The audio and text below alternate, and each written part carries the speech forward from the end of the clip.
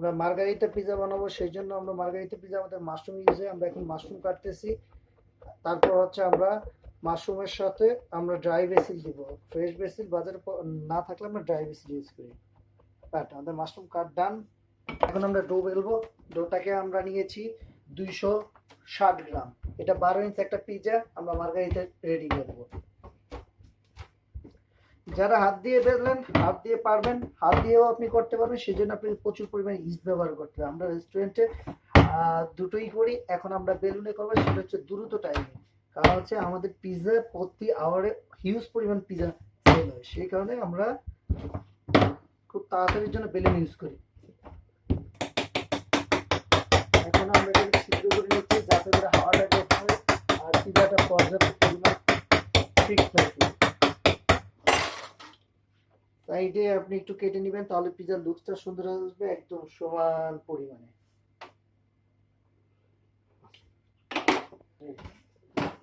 পিজাটা আমরা আমাদের বেছে নিচ্ছি, সেটা হচ্ছে নেটের উপর রেখে।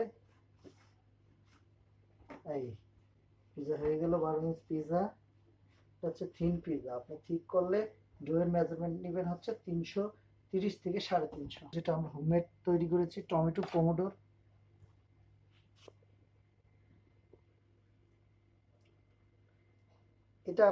এটা রেসিপি আমি নেক্সট ভিডিওতে দিব, কিভাবে এই সসটা হোমমেড মেক করতে হয়, এত কালারফুল সুন্দর।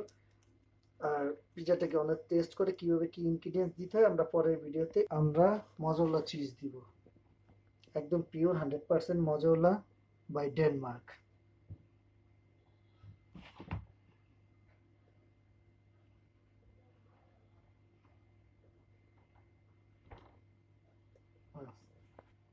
মাশরুম দিব মার্গারিটা পিজায়।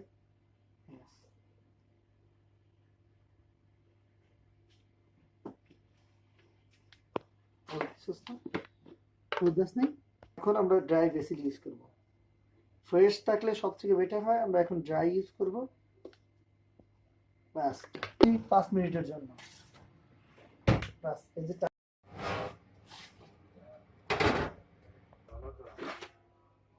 1997 দ্য রানী মার্গারিতা এই পিজাটা ওয়ার্ল্ডে আবিষ্কার করেন এবং তিনি এটা দিয়ে পিজার যাত্রা শুরু। Italy, come from Italy, the margherita pizza. এটা হচ্ছে আপনার ফরেনারদের জন্য লাইক করে এবং বাংলাদেশি সবাই পছন্দ করে। Kids always like. No spices, only cheese and vegetables, mushroom or tomato using the margarita pizza.